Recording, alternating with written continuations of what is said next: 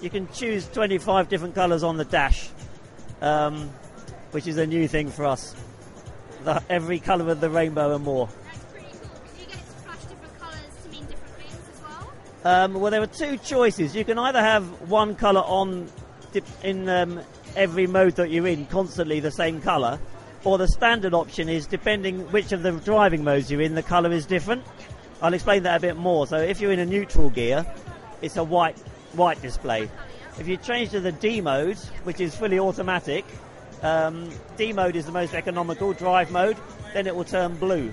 If you want a higher revving, a later upshift, so it'll rev more before it shifts up and shift down earlier, so S for a more sporty ride, then it turns to a kind of bright pink colour. And if you want to use those paddle shifts I talked about, which is the plus and the minus button over this side, then it turns to red. So there are two different ways of doing it. You can have one colour on the whole time, or it will change colours depending on the mode that you're driving in. But yeah, so it depends on the user really. It can make it as easy as possible for the user as they like. Yeah, it's entirely up to them.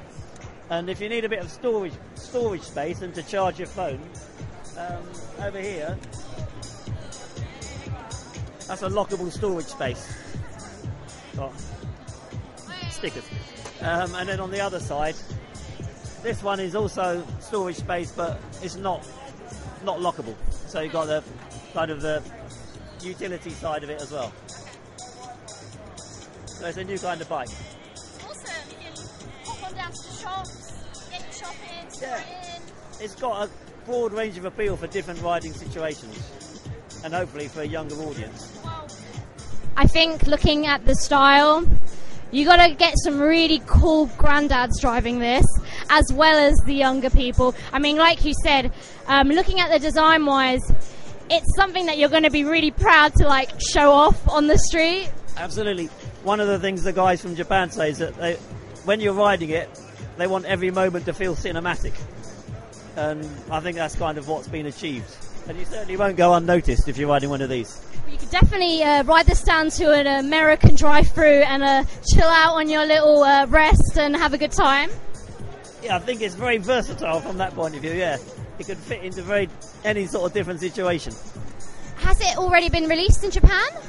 In Japan it's already on sale, and the designer of the bike, who's here with us, he was one of the first customers. Excellent, I look forward to speaking to him. Indeed. Hey, this is Aisha. I'm here with the actual engineer, Keita Mikura, and he takes overall responsibility of the bike. Can you talk about the bike for us? Bike? Yep. But NM4 Vultus? Yep. Now, how is it? It felt really comfortable. Yes. Really comfortable. Yes. So this is Honda's challenge, new styling and motorcycle, the bike. So and because Honda have a lot of bike, yep, and sport type and cruiser type and scooting and commuting. So this is different from another bike. That's the only Vultus and the NM4. So because it's a bit of a hybrid, isn't it? Yeah. And in Japan, maybe probably in UK, maybe same problem. So almost young, almost bike customer, and average age is very higher. Yeah.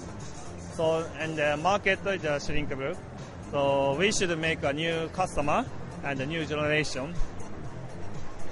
And when you actually made the bike, did you have it in mind that you want it to look really cool? Yes, thank you. This is my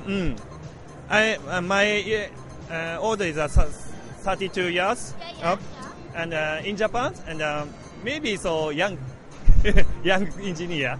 So because I like any culture and animation and theater and comics and bikes, of course bikes and cars. And lifestyle is very good. So I like anything and in culture and the subculture and pop culture and everything. So inspired there, yeah.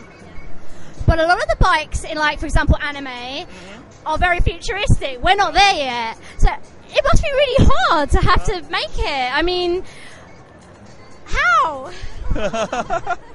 So, and maybe 30 years ago, Japanese making and every animation and the theater.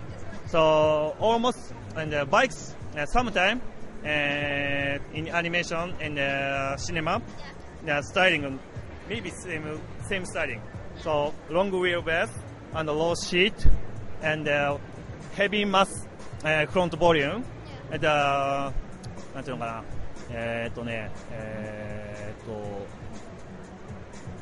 universal design. I think so. So just NM4 Vultus is the original concept and the original design, but maybe inspired any culture. So this is not pre-production model. That's a real bike, not mass production model. And maybe I hope the standard design. Not interesting model. It's a standard design for young customer. And me and you. Do you actually ride bikes? Huh? Do you ride motorcycles? Yeah, sure. I have 6 bikes and 2 cars and 2 daughters. So definitely this is a bike that you would ride. Yeah, and I hope. So because I bought NM4 in Japan, and this April, a very good experience and good handling and comfortable and very exciting. Let's try in UK people. Definitely.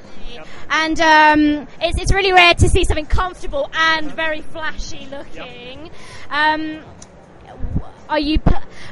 Since we've got the almost futuristic bike, you think we're going to get like hover bikes soon?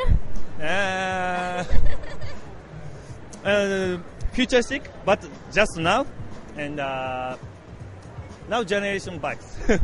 Yeah, but like a cosplay, and when ride NM4, go to cinematic, and like a virtual reality. Just bike is a real. You can do it and go to cinematic and imaging and experience. And lastly, what is your favorite aspect of the bike? My favorite bike? Yeah. What do you like the best? Best because NM4, of course, and more. All bikes, I love it. In England bikes and cafe racers, like too. Sure. Thank you so much for talking to us. Yeah, my pleasure. Thanks. Hi, I'm actually here with the designer of the bike, Taro Nashimoto, and we'll be asking him about the bike. Hello, Taro. Nice to meet you.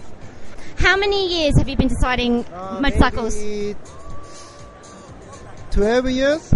11 or 12, yeah.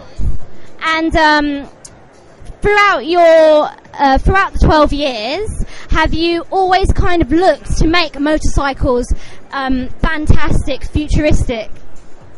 Oh, very difficult. I want a beautiful motorcycle, yeah. You want them to look nice? Yeah. Okay, and yeah. Whose idea was it to make the NM4 Vultus bike? Me and him. Both. Yeah, and more 3 person, but he is nearly the management. Yeah. But for you, obviously you're a big fan of anime, I know, and did you look to quite a few animes for inspiration? Anime is inspiration. Yeah.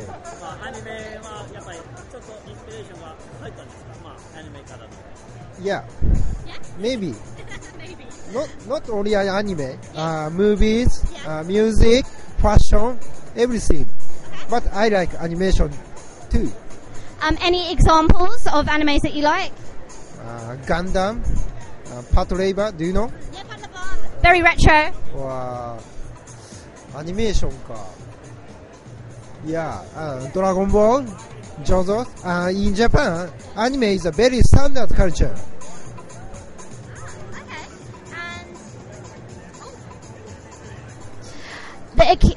A lot of people compare your bike to the Akira bike, and that was an idea of the futures back in the 80s.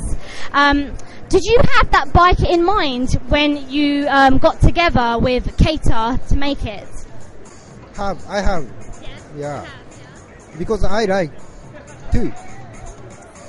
And because of the futuristic style you've given it, do you think that this will help a more younger audience get into motorcycling?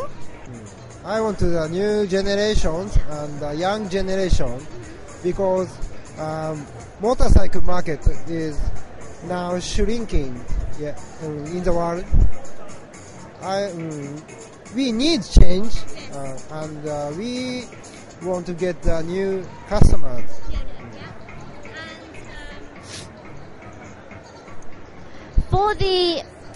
What is your favorite feature of the bike? Feature of the bike. Do you know the Super Cub? Honda's motorcycle, but very small motorcycle. I like. Yeah. And I have. So you ride bikes? Yeah. All right. And so far, would you say this is your favorite?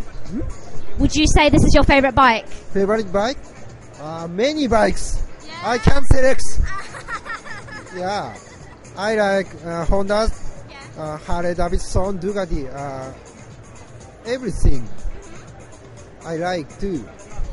Do you think this is definitely the first bike that incorporates comfort and cool style?